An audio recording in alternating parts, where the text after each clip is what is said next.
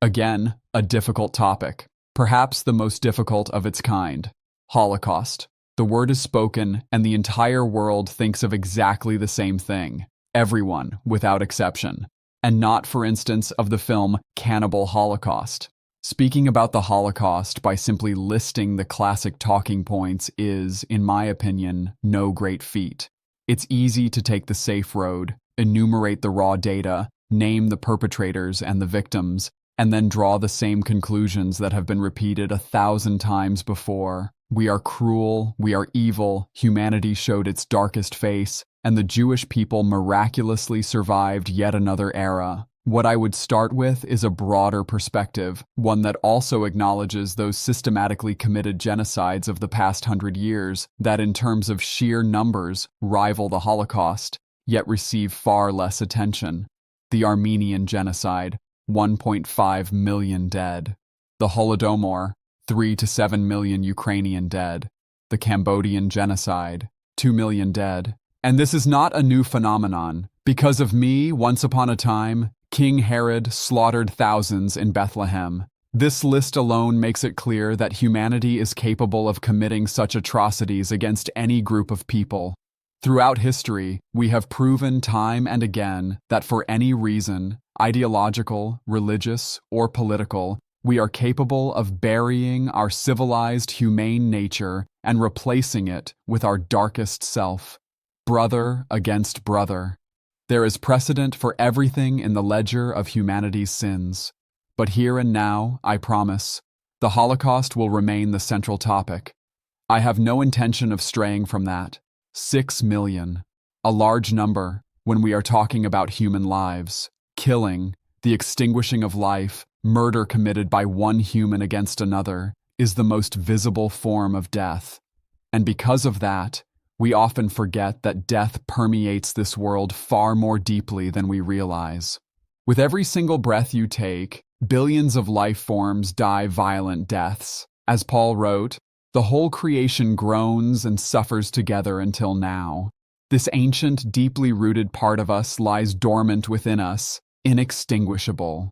We have learned to make fire, invented the wheel, and today the vast majority of humanity can read and write. And yet, in our minds, that switch remains, the one that can redirect us onto the tracks of killing and bloodshed from one moment to the next.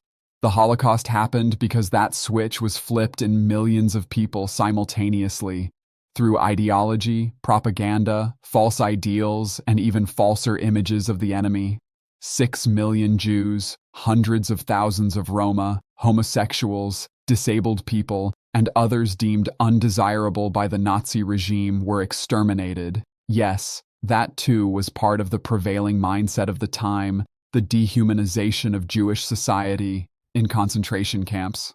On this topic, it is not difficult to see clearly. Good and evil reveal themselves without disguise. And yet, precisely because this contrast is so stark in the case of the Holocaust, this subject raises more questions than almost any other. Why do such atrocities happen at all? Why does God, or whoever, whatever force greater than man, allow such things? As punishment, out of wrath, as part of some greater plan, in the name of free will? And those of us who were not directly part of it, who encountered all of this only on the pages of history books, how are we supposed to feel? How are we supposed to relate to the acts of our ancestors, of fellow human beings just a few generations removed? Compassion, outrage, guilt, neutrality, a complete rejection of responsibility. These are all possible, and in their own way, legitimate responses to the questions that arise. But perhaps what matters is not found in the multitude of questions and answers surrounding the Holocaust. Perhaps it lies in what such an encounter brings to the surface within us. These topics hold up a kind of crooked mirror to humanity, reflecting our own nature back at us. One denies, another approves, one absolves himself, another ignores, attacks, flagellates himself, recoils, manipulates, plays the Pharisee.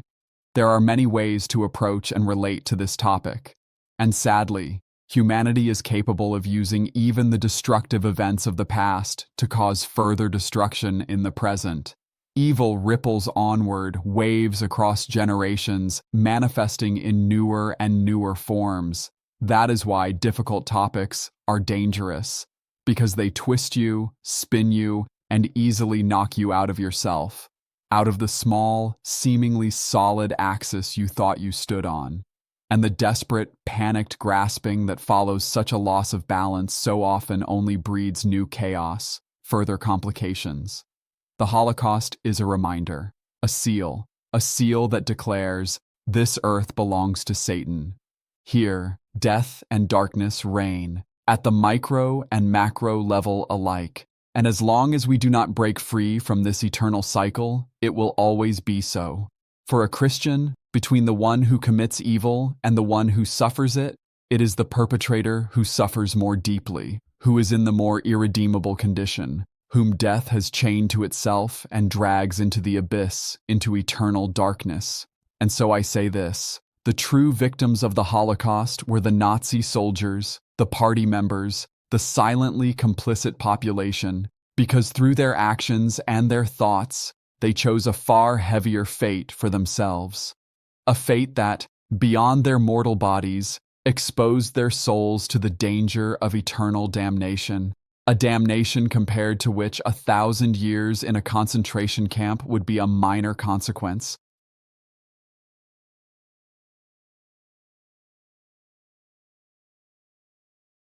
Thank you for joining me in this video as well. If you would like to be part of something more, something far greater, then join my growing new kingdom. As it was written, prepare the path of the Lord.